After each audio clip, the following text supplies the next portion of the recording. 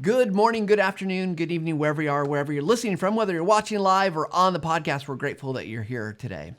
We have a really awesome guest today. We always have awesome guests. We're so grateful and fortunate to have so many wonderful people. However, today, it's funny the way the universe works, and you cross paths with people, and you're like, oh, great, we cross paths, but then you cross paths again, and you're like, wow, this is amazing. And so I want to introduce you to our guest today because she's fantastic and she's got some great advice, great information she's going to be able to share with us. So, with that said, let me just do a quick intro here for Valerie Pennington. My first interaction with Valerie was back in 2011. TechSmith held what was called the first Screen Champ Awards, which is something we don't do anymore, but it was an awesome contest where you could submit screencasts, and we judged them and gave out prizes and trophies. It was super cool. Well, we reviewed a lot of videos that year, and we chose winners by category, and Valerie was the education winner that year, and which was just fantastic. It was a great video. We were really all very impressed by it. Well, she's been keeping to work on her videos and, really winning at video creation. So she's gone on to launch a successful YouTube channel with over 100,000 subscribers teaching about biology topics like amino acids and protein structures, making sense of chemical structures, and many, many other topics. Recently, she's been teaching educators about using technology. She's also teaching with technology coordinator and professor of biology at Southwestern College. She's a lovely human being who is a delight to talk with, and she brightens up my day every time I get to talk to her. And she's just the type of person, when you talk with her, you not only feel encouraged, you just feel like you can go and you can succeed at whatever it is you're trying to do. So it's my privilege to welcome Valerie to the Visual Lounge. Hi, Valerie. Oh my gosh. Hi, Matt. That was such a lovely introduction. I'm so honored to be here, and it's so nice to see you again.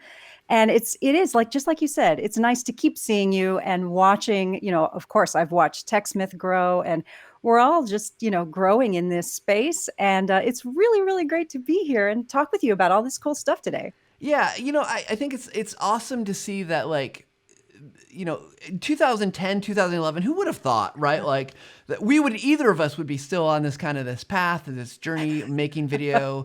But it's so exciting to see just how far you've come, the things you've been able to do. And my guess is the sheer number of people you've been able to help is so impressive, because I was reading some comments on some of your videos, and people are just like, oh, I couldn't do this without your videos. I couldn't have gotten through this. Chemistry's hard, and you've helped me, and it's so impressive.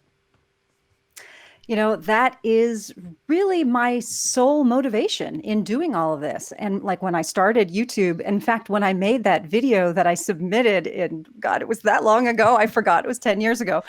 It's cringeworthy now, but I was just making videos to help my own students. And I had no idea that I would decide. It was like maybe 6-7 years ago now that I thought, you know what, these videos might have a wider audience and maybe I should start making things public. And then it just took off, and I had no idea that this would it changed my life, my personal life, my professional life.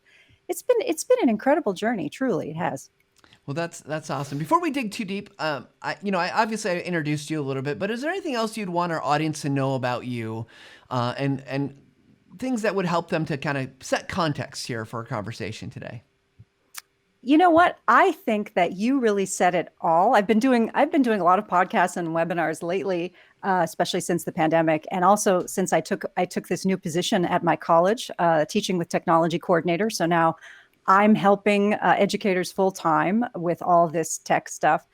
And I would say that my goal, kind of my driving force behind every video that I make, you touched on, which is, I think that I am pretty effective at giving people that you can do this kind of feeling. And I love those kind of comments on my videos too, because that's what I'm going for. It's like, okay, science is hard. Now I'm doing, ed tech stuff. This can be very daunting, but it's like, look, it's like everything else in your life. It's a journey, start small. I have, and I do a lot of cheerleading. And I try and make this process, whatever it is I'm trying to, impart to a viewer, I want them to feel good about themselves and about the fact that, okay, I can do this. It might not be easy, just like you said, chemistry is not easy, but you can do it. Anyone can do it. You just have to sit down and decide that that's what you want. And I think the last piece of context, I would say, my entire YouTube journey really became solidified by one comment that I got way back when I first started making my videos public instead of unlisted. And somebody wrote, "I just come here for the hugs." And I thought, that's what I want to do. That's something that I do in my face-to-face classes too. I think we all just need a little more humanity, and video can feel sometimes not very human, because you're just looking at a screen and, I'm sitting here looking at a piece of glass. So how can I humanize that experience and make students or make viewers feel a part of the process, feel like I'm taking the journey with them? That was kind of that was my moment. I just come here for the hug. So I always think about that. Well, I love that. And as like I said, we've had a chance over the last couple of months to talk a few times, and I definitely feel that, right? That's very humane. You're very approachable, which is great. I want to talk about education for a few minutes, because I think there's a lot of educators. I see we have a few in the chat with us today. Obviously, this last year kind of threw everything up in the air, right? Like, oh my gosh, the world, like in an instant, education had to change, like a hard pivot. And that doesn't happen very often in life, right? Like where there's this immediate pivot. And the question I have is like, for you, you had 7 years, 8 years, 10 years to build into video creation, right? And so as you work with faculty and staff, what do you think the biggest challenge for them has been, going from like obviously doing their thing to now having to approach teaching from and I know it's not all video, sometimes it's going to be like Zoom classes, it's going to be, they're going to do other interactive type things, but what would you say the biggest challenge has been for educators that you've seen? That's a really easy question for me to answer, because in the beginning, and actually when I took this position, the teaching with technology coordinator, I was thinking about the tech, right? I was thinking, okay, I've got all these people who have never sat in front of a camera, who have never either made a video or been on Zoom or any of that stuff. And I thought that would be where I would spend most of my time. But in fact, it's fairly easy to get educated with tech. I'm not saying it's easy to learn. Sometimes there's a learning curve, but like everyone kind of knows how to go online, or how to go, for example, to, TechSmith Academy, which is just so awesome for this. You guys do an amazing job at supporting, your people. And you can learn how to do stuff. But the real trick is, why is talking to a lens so much more challenging than having a real conversation with your students or with another human being? And I realized that this is really what faculty were asking. They didn't really know that was the question, but they would just come and say, I don't know why this is so hard. Like, I've got all the tech and I watched the tutorials and I know like what to do, and I am freaking out. Like, this is the hardest thing I have ever done. And why is that? And so I started to think a lot about that. And so I've spent a lot of the last year really kind of focusing on that. And I'm hoping, we can dig a little deeper and talk about that some more. But I think sometimes we assume that it's going to be the tech challenges, and really it's the human part of it. What is missing when you make a video that is not missing in a live class? And I would say, kind of as just a short answer, is feedback. You're not getting any feedback. Like you and I right now, even though we're both talking to glass, but at least we're talking in real time, and I can, see you and you can see me, and we have this, we need to know what's going on in a conversation, right? So I want to know, as I'm talking right now and as you're listening, we're thinking what's going on, and key, what's going to happen next, right? Because we don't want to look like an idiot. I think it comes down to it's just that simple. I don't want to look like an idiot. You don't want to nobody wants to look like a fool. And in normal conversation, you're getting that. It's subliminal. I don't think we're aware, but we're seeing whether the person, or in a classroom situation, we see if the students are with us. I can look out at my students in a live class, obviously, and see, are they with me? Are they just zoned out? And if they're zoning out or someone's asleep, you can mitigate that. How do you do that in a video when it's just you talking, and it's that voice in your head saying, I feel like an idiot, I look like an idiot. I sound horrible. The judgment is so much worse. Yeah. And so I have counseled faculty who are phenomenal presenters live, and they can't make a video. Interesting. And yeah, and so we've been working a lot with those folks for them to understand why and to figure out like strategies, of what to do. But I do think that is the key. This is not natural to talk and make a video, and the feedback is late. Yeah. I mean, It's even really in this late. setting, right? Like there's that slight delay and it feels awkward at times because you're like, I don't want, I mean, in Zoom meetings, you're stepping on people's toes and people are trying to talk over each other. There's so many things, but this is great because I want to go down this path a little bit because my next question really for you is like, well, how do you help people when they feel scared or self-conscious or hesitant? Like, I know that dialogue. I've known that dialogue internally for years. And, the only thing is I can say for me, it's a lot of practice, right? Like doing this for a year has made me much more confident looking right at the lens than anything else I think I did previously. But like, if you're in that situation, these educators are, you don't have the year to practice. You had to make that switch. And even now, I'm guessing a lot of colleges are going to be like, this is going to be part of the routine, right? Like you're going to use technology in these ways. So Valerie, for you, as someone who you've been successful in all these video opportunities, you've learned, you've mastered, what advice do you have for those of us who are like looking at the lens feeling like in the dialogue's playing, I don't like the way I look, I don't like the way I feel, I don't like the way I sound, I don't have anything to read. Feedback wise, what do I do? So I wish I had a really quick and easy solution, of course, but you hit the first one, which is you really have to practice doing this.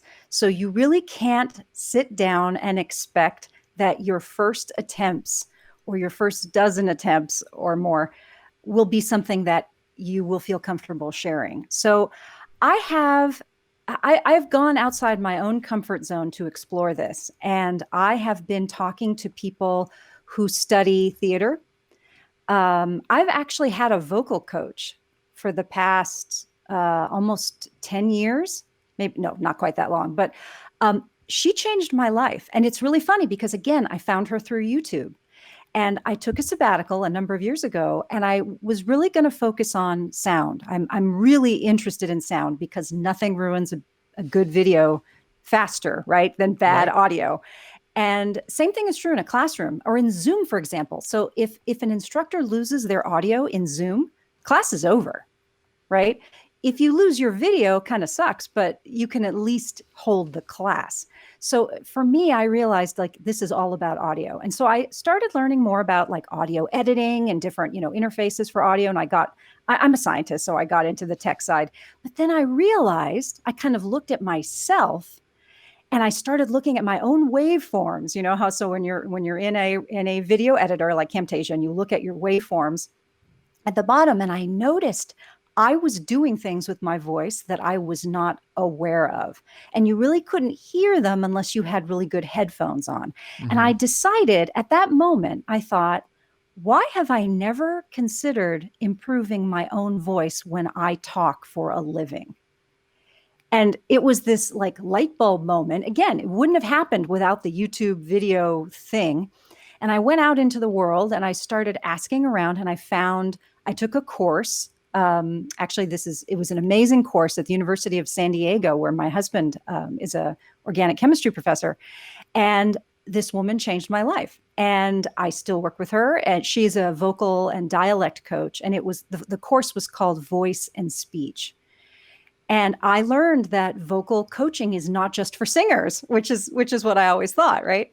And so anyway, bottom line was that started to change like my thinking about how to prepare for video. And then again, more theater people. And so I'm starting to train educators using those tools. And so to answer your question, it's very similar to how people learn to start acting, for example, that you have to recognize the stages that you go through when you are preparing to make a video or make a recording or whatever. And, step one is you have to, I basically say, start with what you have where you are. Most people have a smartphone. Mm-hmm. So Start with that and go and start recording yourself. Even if it's just the onboard mic, if you can spend like $20 and get a little plug-in little lavalier mic, it's going to sound a lot better. Try that. And I even tell people, if you're really nervous, don't even listen to it for a while. But start wearing it, start recording yourself. And I really recommend that you move when you do it, because something that makes us, it's funny, it's as soon as we like get ready to push record, everything in the body tenses. Am I right? Oh, yeah. I think that everybody who's watching this, if you have ever sat down and hit record, all of a sudden you tense, especially in the chest and the throat, which is precisely where you want openness. You want it to be free and easy. And you want this, what we call the diaphragmatic breathing, or breathing from the belly, right? How do you learn to do all that? You learn to do it by talking while you are relaxed or while you are moving. So don't worry about the neighbors, but go outside, go for a walk or a little jog. It's really nice if you can bounce up and down a little bit, and start recording yourself making noise. That's step one. I love it. It's kind of crazy. It's kind of crazy.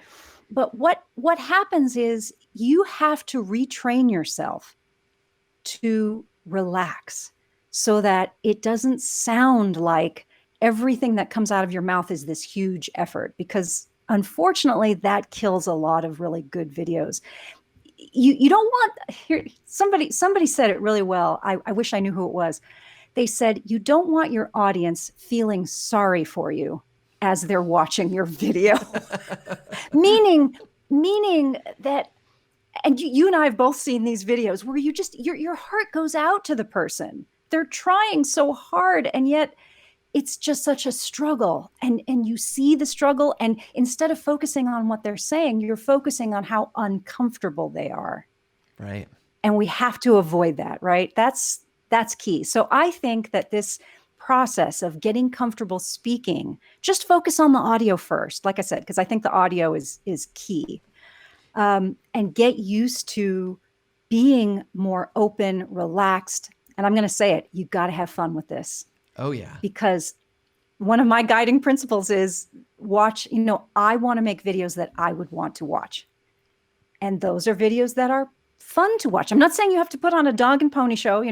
I hear my calculus professors saying, that is not my job, not my job to be entertaining. But, I'm going to disagree, because it kind of is, because it can be done, right? I'm not saying you in any way diminish your goals for the video. You don't have to dumb it down. I'm not talking about the content per se. I'm talking about how you deliver it. Yeah. So that's like my first really big tip, is to get used to relaxing and having more fun with your vocals. Well, I love that advice, because we've shared various tips like that in the past, but I think it's great to hear that from you. But I love the motion thing and the movement. And we've had some comments. Some people said to stand up, and when you record audio, don't sit down, which I'm breaking the rule. But that's because I got my setup here. A couple questions that came in. I just want to make sure, because it's relevant to what we're talking about. Ian said, Yeah. Valerie, what camera and audio setup are you using? You look and sound crisp. Obviously, in this program we get a lot of people really interested in gear, and I don't want to spend too much time on gear, but like, oh no, what is it that you're using to give you that look and the sound that you've got? The sound and the look today is actually a little bit different. Normally I use a Canon M50, and I'm really happy that Ian likes the look of this, because I did just get a new computer, and yesterday I learned that my cable doesn't work. So I am using my backup, which is also a really good camera, and it is a Logitech StreamCam Plus. Nice. And I do like it. I really do like it. It's really sharp. It's small. When I set up with the big Canon, and I have a really nice Sigma 16 mil, prime lens, that looks amazing. But I have to say, on live webinars and stuff, I get a little nervous, because sometimes the connection is solid, and it's that Canon has it's an EOS webcam utility, and it's kind of buggy. So when I do live events, like when my cable didn't work, I was like, no, you know what? I'm not going to mess with it. I'm going to use my tried and true. The mic I really love. This is an Apogee Hype mic. It's a really, really nice the best USB condenser microphone I've tried. A cheaper option is the standard, is a Blue Yeti. I like that too.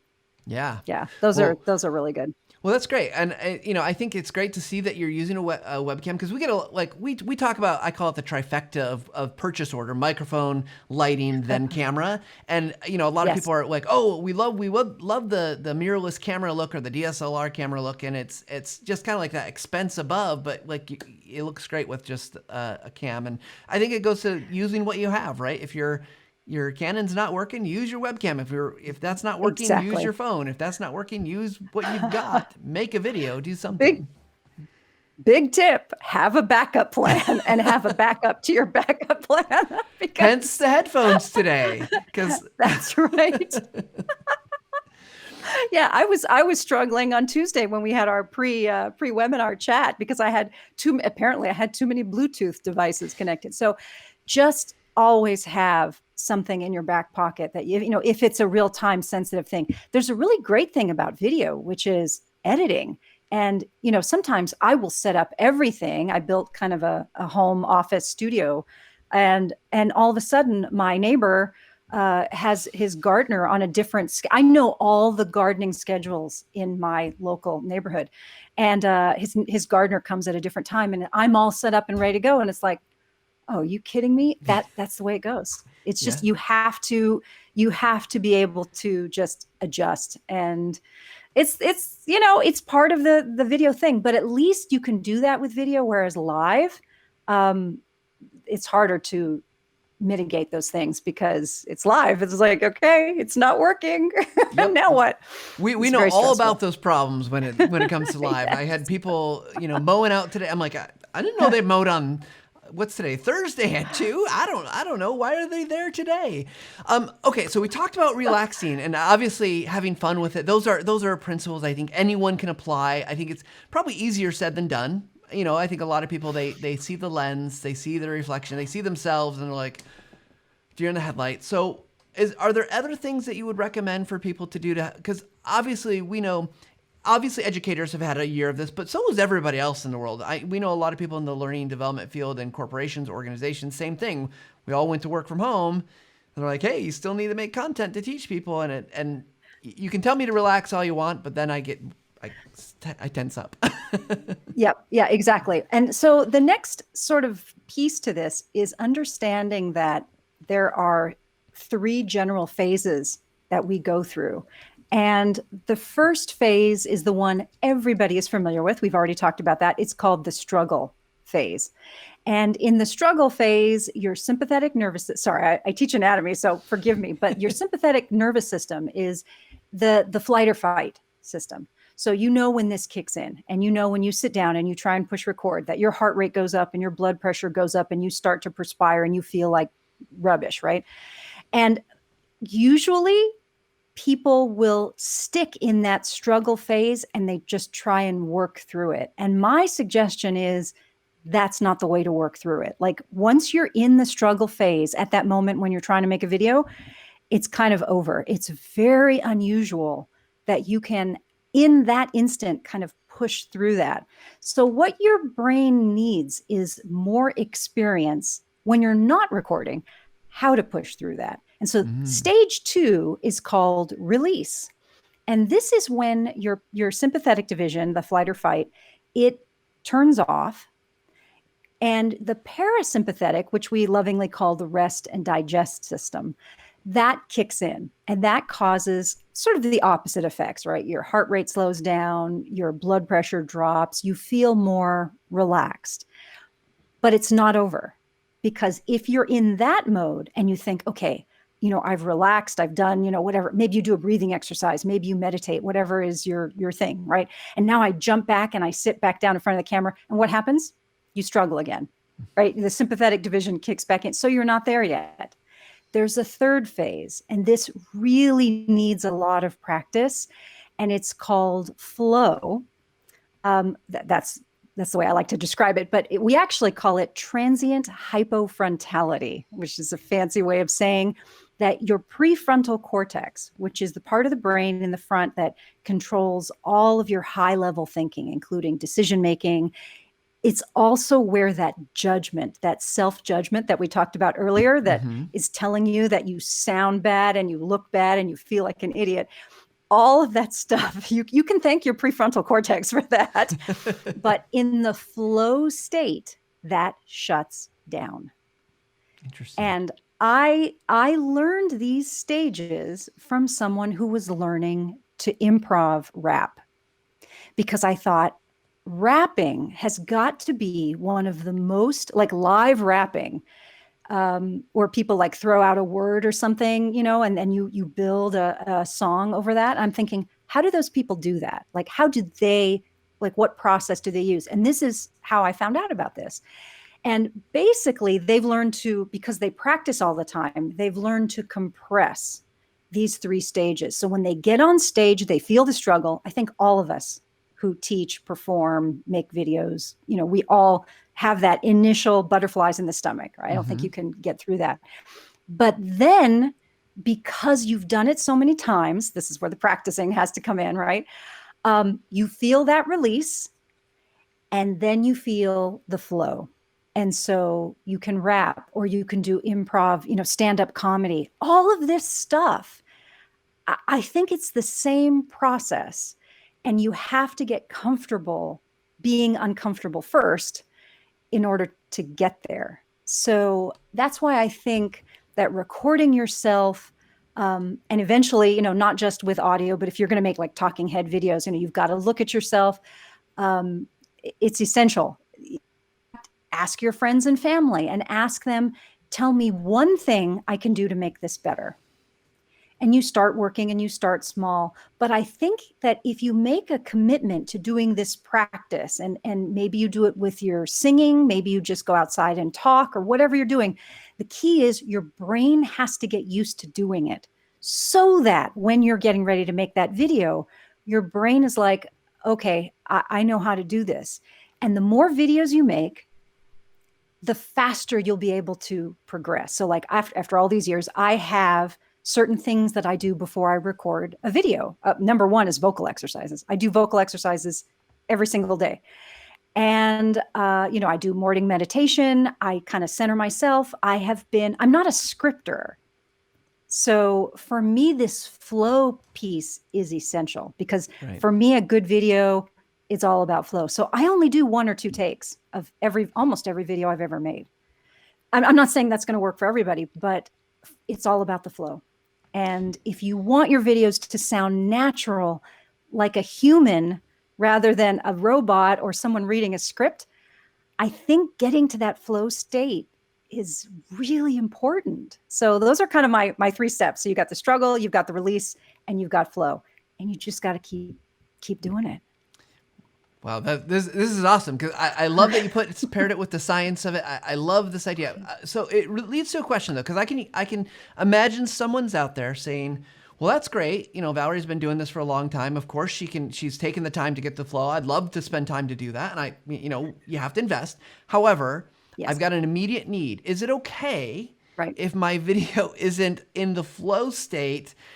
Is it still worth putting that video out for a teaching purpose or training purpose or whatever? Or should I wait until it's good? Because I feel like... Never wait. Right? You can't wait.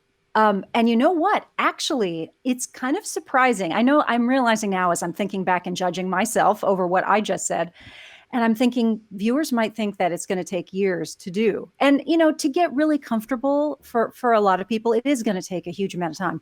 But I've had faculty where I've given them these exercises and they've done it in a weekend. And the next week, when they sat down to record their first video, like they were trying to record a welcome video for their students, they said it was so much easier. So, they spent, I don't know, a few hours over the course of a weekend practicing and, getting relaxed. And I gave them some vocal exercises and they jumped up and down and made noise and learned. I had them lie on the ground and feel, what it feels like to use your whole thoracic volume, to really use, you have all this lung real estate and most people don't use it, So they learned that and they said it made a huge difference. I watched their videos before and after, and I can tell you, it made a huge difference. You really can't wait because it's never going to be as good as you want it to be. YouTube and videos will break you from perfectionism for sure. Right. Well, and I think I would also just add in there, I think the problem is that sometimes people want to compare. They want, if they're watching you, Valerie, and they watch your videos, they'll say, well, I want to be at Valerie's level. But the reality is you've invested years into this. And so they can get there. There's no doubt people could get there, but they can't have the same expectations. I think that comparison sometimes gets us in trouble. Oh, comparison is the thief of joy, right? Was it Theodore Roosevelt? Who said that? I said, I want to say, oh God, don't quote me on that. But I really do, now I'm obsessed, like who said that? But I really think that it's important to realize that this is a marathon, this video journey. It's not a sprint. So a lot of people do ask me, like, do I watch other YouTubers? And the answer is yes. But I'm very cautious because sometimes we'll watch another YouTuber who will have this amazing style and we'll love it and we want to emulate it. And I can tell you that that doesn't work. And for you educators out there, you'll know what I'm talking about when I say, if you get a new position and you're teaching a new course and one of your colleagues is kind enough to share with you their lecture notes, let's say, or their sample exams, educators know it doesn't really help that much, surprisingly. It can give you an idea of scope or like what the general levels of expectation is for the class you're teaching, but that's not the way your brain works. So if I were to sit down and say, I want to make a video like X, it's going to be a horrible failure. I think the goal here is to find your own voice and to figure out how to be comfortable enough to let that out, because that's what people want to see. Whether it's, your clients or your students, they want to see you. They don't want to see you trying to emulate someone else, and they don't want to see you struggle. In a lot of ways, people think that YouTube is a very nasty place, and it's true. There are people out there that just really enjoy making other people feel bad. I don't really focus on that because that's their issue. But most viewers and students especially, they so appreciate the effort you are making in making these videos. And so they're with you, think about that. Like, they want you to succeed. And so that's something that can really help. So don't fixate so much on what you really wish you could do that you can't do right now. Realize that wherever you are, people are going to appreciate the struggle and they appreciate the effort that you're putting into it. It's so much better when a faculty member makes his or her own videos and shares those, as opposed to curating everything. Right. You lose, and I'm not saying, believe me, I'm not saying that you shouldn't share great videos made by other people, but students want to see you. They really do. They want to know what's important to you, because obviously that's what's important to them. That's what they want. So yeah, the perfectionism, I think a little tagline here would be, make videos that you hate until you start making videos that you love. I love that. You have to go in that order, though, because you're not going to sit down and make videos you love. Guaranteed. If you do, please send me your YouTube channel, because I want to see that. That would be awesome. Maybe someone can. Yeah, and who knows? I don't know. But I love that advice. Make videos that you hate until you make videos that you love. That's wonderful advice. I want to take another question from the audience, and you may or may not have advice here, because it actually ties into scripting. But then we've got some other stuff to talk about too as well. Hannah asks, any tips for talking with the script? How can I align my eyes with the script and camera? And you just said you don't script, which I think we talk a lot about scripting at TechSmith, because I think there can be a lot of value, especially for like if you're creating a corporate tutorial that you're like, I've got a time limit. I want to keep this 3 minutes, 4 minutes. Scripting can allow you to do that. But I love what you're saying. Like, you are going to get into the flow. You know your topic. You're obviously an expert. You can improv on that and do that well. I've actually, one of a video that I've made very similarly, I wrote 30 scripts for 30 short little 2-minute videos. Did that, but then we did one video. It was like a summary, like it's called 9 tips. And I just improved it, right? Like I did all the work. I knew all this stuff. And but that video has been very successful comparatively, even to the actual training. So, I am not anti-script at all. And I think that something to consider is that having a script makes most people more comfortable. Mm-hmm. So yes, if you want to have a script and that's going to increase your comfort level and you're going to be breathing and speaking better, by all means use it. I'm not saying that scripts are bad. For me, it's bad because for some reason I can't get over that robotic reading feeling. But I really appreciate the question because eye contact is key.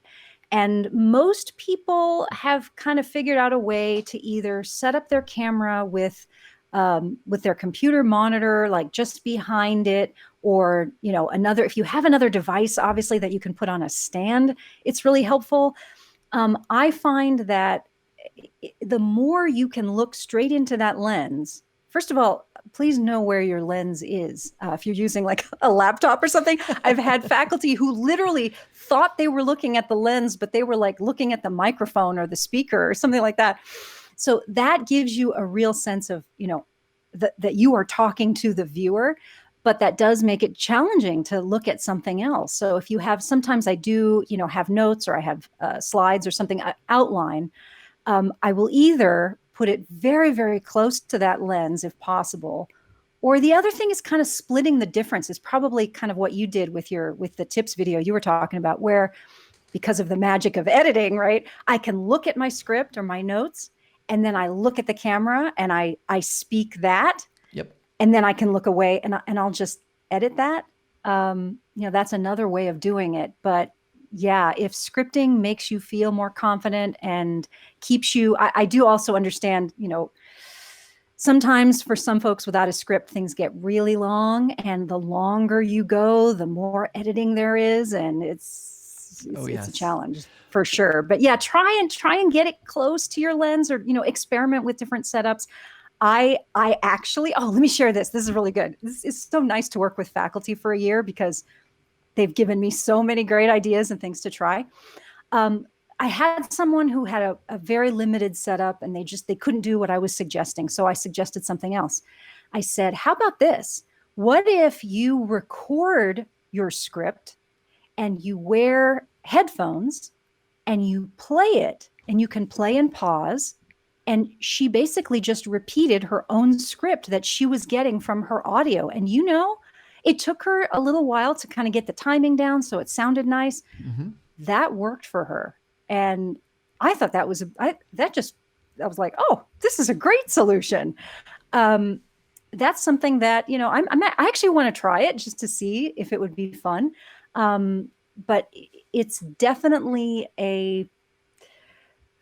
it's very equipment dependent. You can also get those little external like monitors for pretty cheap.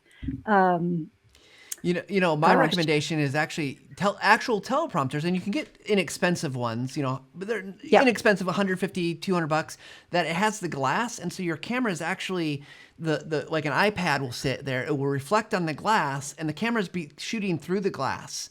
And we have a small one, and that thing works great because then you are actually seeing the words where the camera is.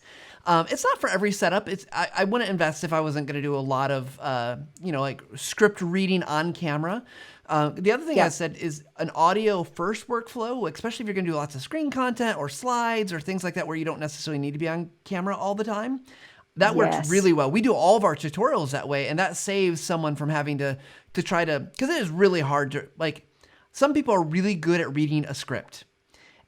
But when you're on camera, like you said, it's really easy to get robotic. It's really easy to, even just like the eyes, if it's not set up just right, your eyes look like they're twitching, and that's a never.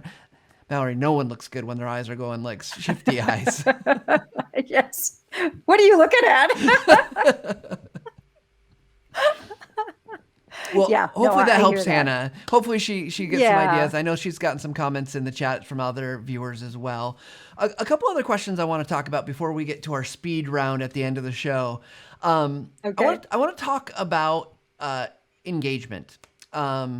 So obviously there's a lot of talk in education about engaging your learners. You kind of talked about that, like your students want to hear from you.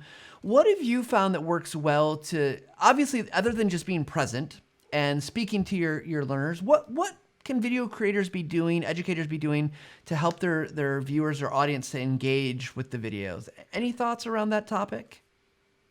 I do actually. And I think that this is an area where technology is going to help us quite a lot. There are a lot of new products that are out there that, some of them are integrating with class management systems. We use Canvas. And so we've got some that are integrating with Canvas very easily, where an instructor can take a video that they've made and it can still live, in YouTube or wherever you would like to post it.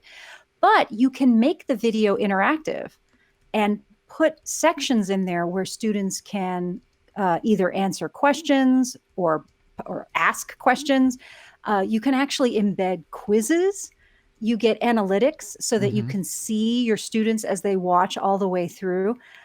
This is something that I have been helping my faculty with. It's not something that I personally have done yet because this past year I haven't been teaching classes myself, but I've actually heard some really good things about it. There's also this push toward, it's the same kind of thing as like watch parties, where everybody gets together and watches a video together, like a Netflix party, but, for differential equations instead. Doesn't that sound like it's pull out the popcorn? But the students are communicating, for example, on Discord or something with the instructor while they are watching it.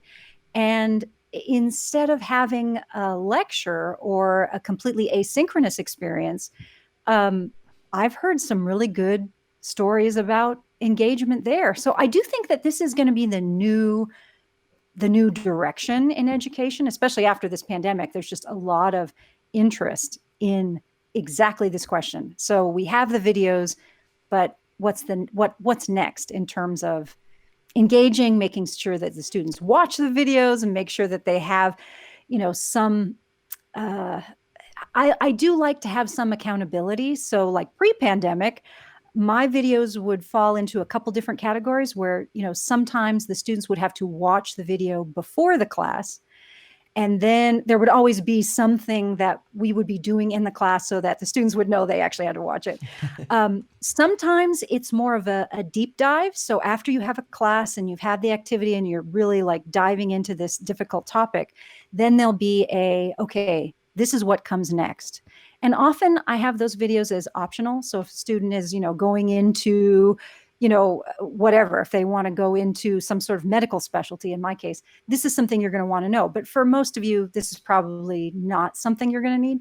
And then a lot of problem solving videos where, you give a sample problem. I like to run through several problems, and then I give additional problems that I don't solve, but I solve them somewhere else or we'll solve them in class. I mean, it's not super interactive. It's not interactive in real time, but at least they're engaging with the stuff. They know they're going to be held accountable. And, it's really nice. My students love it actually when they see exam questions that come out of my video content. Yeah. And so, they know, because they know me, they know that I put a lot into these videos. So for me, these are the most important things for you to know. So that's what I test them on, obviously.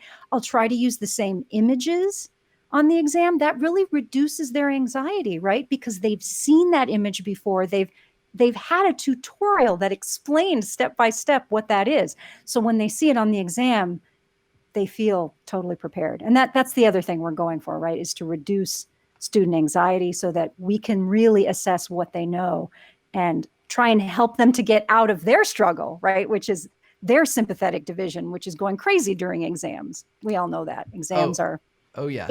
inherently stressful. So when they see things that they've seen before in your videos, it really makes a big difference. They love that.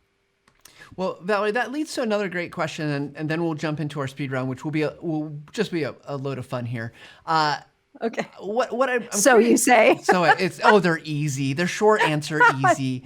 I'm teasing. But what I'm curious about is the effectiveness portion, because it's easy to say like, let's invest all this time and effort in making these videos. And obviously you've been doing it a lot and you've seen it, but how do you know when your videos are being effective? So like, obviously you've got some testing going on there. So if they saw in the video and then they're tested on it, you could see like, did most people understand that? Did they succeed at what you're testing? But are there other things that you're looking at to make sure your videos are actually hitting the mark, or advice you'd give to folks to help them to understand, like, how do you know that your video, time, effort spent, is actually going to pay off in kind of the right ways? A great example of that was labs. So I teach a lot of classes, human anatomy and physiology type classes where, or in principles of human physiology, we have a lot of labs that are they're very tech heavy. And in a traditional lab class, I'm talking about face-to-face, obviously, the students are supposed to read stuff ahead of time. And then you arrive and the instructor goes through what's called a pre-lab. And they'll give you kind of any changes in the protocol that may be needed because, the reagent isn't as active as, it typically is, whatever. And they kind of show you stuff.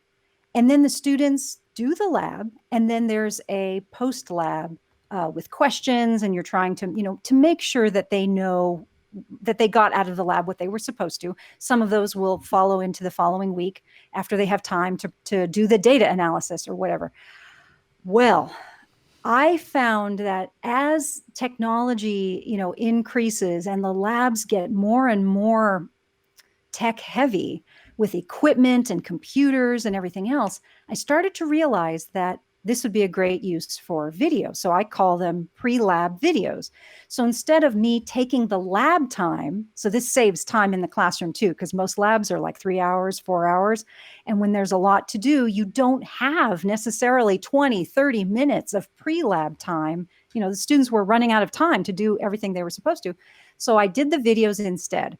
And what that allowed me to do was to get exactly the angle that I wanted, show them in advance what it was going to look like. Mm-hmm. This is your first lab using a spectrophotometer. This is the interface. And, I'm wearing it's a point of view. I love to use GoPros for this kind of thing. Mm-hmm. I just wear it. It's super easy. I film myself doing the thing so that when they get to the lab, there's not 10,000 things that they've never seen before. At least it's fresh in their brain. Okay, I sort of know what to expect here. And what I can tell you in terms of like, how do I know it's effective is, first of all, I do a pre-lab exercise. They have to answer some questions about the video. So I already know that they've watched it and, they've got the general gist of what they're supposed to do. But I also find out that they finish with more time to spare. They ask better questions during the lab. So the lab isn't filled with me of logistics. How do I do this? The questions that I get are the questions I want, which is, okay, so, when I added this competitive inhibitor and I see this response, but now I'm wondering so does that mean that the molecule is binding at, and I'm getting the real questions and less of just the nuts and bolts, do I push the red button before the green button? That's how I know that that's a good use of my time, because the lab becomes a much more enriching experience and they're less worried. Students are very stressed in the lab. They're so, it's a stressful environment. And so things like that, I mean, that's just one example, but I was working with someone in automotive technology. I told him the same story and I said, can you film the stuff ahead of time? So that when your students come in, they at least have seen it. Obviously, it's different, when you touch it with your hands. But he found the exact same thing. He found that the questions were better, the students were more comfortable, and they finished on time. That's awesome example. Awesome example. Yeah. And so I love that. I love that the real world application. And, and I'm guessing you get to use those videos for multiple years. The equipment doesn't change all that often. So yes, hopefully. I will say, whatever kind of training you're doing, there is a big amount of time that you invest in making this video. But if you can use it for several semesters or years or whatever, or just tweak it a little bit as something changes, believe me, the time that it saves in the long run is worth it. It is really worth it. Yeah. Well, Valerie, Yeah. this has been awesome. You've given us so much good information. So we're gonna have a little bit of fun with what we like to call the speed round. Before we go to the speed round, I Okay. just want to thank everyone who's tuned in today. I've been following the comments. Jesse's been following the comments, and you guys are awesome. A lot of great conversation going on. And of course, if you guys like what you're seeing, if you're listening to the podcast, you're watching it on YouTube later, don't forget to like, subscribe, give us ratings, whatever you want to help us know how we can do better, what we're doing well, so we can make more of it. Okay, are you ready? Now, I'm going to preface this first question, I am Valerie. ready. I learned that you have a wood-fired pizza oven, and that got me excited because we've been making a ton of pizzas since my son bought a portable pizza oven. So what is your favorite wood-fired pizza toppings?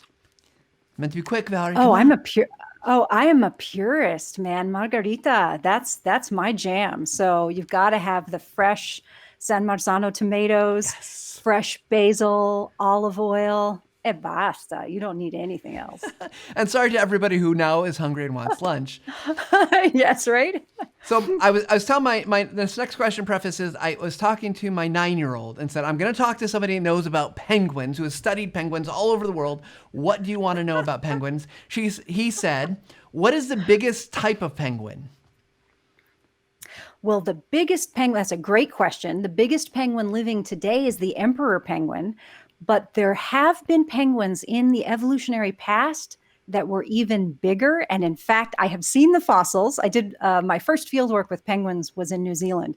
And at the University of Otago, they have some amazing specimens of penguin fossils. So get yourself, after the pandemic, I think New Zealand is closed, right? Yeah. You just can't go there right now. But there are actually fossils as tall as me. And Wow. I said, wow, I'm living in the wrong time because that would be awesome. But yeah, the emperor penguins, they're the ones that you see, like the March of the Penguins, the ones that are overwintering in Antarctica. Those are the biggest ones. All right, next, another penguin question. I promise we'll have some other ones that are not penguin questions. But I love the penguin. Bring it on. I'm the penguin prof. Then what's the craziest fact about penguins that most people don't know about? So something that just like would blow our minds about penguins. Blow your mind. Well, penguins are often said to be monogamous, and they're not. I hate to break everyone's bubble on this, but we know for a fact, because we've done genetic analysis, that male penguins will generally prepare a nest and give, small gifts. Like I'm thinking about things like Adelie penguins, which you've all seen. Those are the classic black and white, no frills, no extra yellow feathers, in Antarctica. And the males will do this big, presentation. They court, they sort of sing together. They do a little ecstatic display. Their hormones get in sync and they mate. And then what will happen is the male will go after the mating, the male will go and gather more stones, and he keeps doing all this great like housework and preparations. And what we found is that a very significant percentage of females, while the male is doing all this work, they're mating with other males to ensure that they're going to have fertile eggs. So those estimates of infidelity range, as high as 30%. So we find what they do is we analyze the genetics of the chicks, and we find that 20% of the time, sometimes more, the males are raising chicks that aren't theirs. Oh, wow. That is mind-blowing. I Wow. know. So interesting. Is it? Oh, Okay. It's kind of amazing. Next question. Best video investment you suggest for others to make? So gear, something that you would suggest to help people make better videos? Microphone. Get a microphone. Whatever budget you have, if you are recording videos on your phone and you've got $20, get a little lav microphone that you can plug in. Depending on your phone, you might need an adapter because nobody has audio jacks anymore. Yeah. But there's a little, I always recommend for folks on a budget for a USB mic. Unfortunately, I don't have it with me, but it's the Samsung Go mic. Yeah. I think those are like $35 on Amazon. Those are awesome. I mean, the video quality is incredible for the money. So I would say a mic. Perfect. Next question. What's one creator that should be on our viewers' radar that is making great videos that they might not know about? Michael Wesch, Wesch. I didn't even hesitate. Michael Wesch teaches cultural anthropology at Kansas State University. God, I hope I got that right. I believe so. And he is remarkable. He has really embraced this whole, he calls it teaching without walls. You guys have got to check him out. Please tell him I said hi. He is an amazing human being. And when you watch him, you will say he was born to be on YouTube. And the shocking thing, I hope this is okay, Michael, if you see this, the shocking thing was when he and I spoke about YouTube and when we first met, he said that the time it took for him to get over that fear of publishing his video was many years. Like, I thought he was just a natural, one of those people that, we talked about early on, some people just naturally feel. Yeah. I thought he was one of those. He said, no, it took years for him to get comfortable enough. And I just said, wow, we got to talk about this. Like, what is it that makes video production so hard? But check him out. His videos are phenomenal. Awesome. Well, our last question, it's another fun one. When you were a kid, what did you want to do as an adult? So I saw my first penguin at the age of 5. My penguins, my parents. They were penguins. Your parents were penguins. This makes so much sense now. Do you know that would explain my whole life? No, they took me to a marine park and I sat down and I watched penguins all day. And I said, this is it. This is what I want to do for the rest of my life. And so I never wondered what I was going to major in, what I should do in college. I never had that. What am I going to do with my life? I never wavered. At the age of 5, it was set. So I think I find it fascinating, the people that have those experiences. My husband had it. He was given at age 5 also a chemistry set. And that was it. So I just always knew, and penguins have always been, and I branched out. I've studied other seabirds. I love frigate birds. I've worked with boobies. So I can say that yep. I studied boobies. So that's fun. And I love seabirds. They're incredible. And so I don't know if I believe in reincarnation, but for me, it would make a lot of sense. Because either I was a penguin before or this life is some sort of preparation. I don't know. Well, I was going to make a joke about how the penguins imprinted upon you, but Garth in the chat says 20% chance they weren't both your penguins. So anyway. I love it. Garth, you are awesome. And by the way, I got to say that, the whole penguin prof thing has really worked in my favor because I know that's what I had to call the channel, but most people love penguins. They're very lovable. Yeah. Whereas a friend of mine studies vultures. And I just don't think that would have worked so well. Vultures are amazing. Don't get me wrong, but they don't have that mass appeal, that penguins have. For sure. Well, Valerie, that's all the time we have for today. Thank you. You've been a wonderful guest. We appreciate all your giving and sharing today. It's been just absolutely wonderful. So thank you so much. And just as we wrap up here today, I just want to remind everybody, thank you again for tuning in, listening to the podcast, watching the videos. Thanks, everybody. That's all we got for today. We will see you guys all next time. Thank you.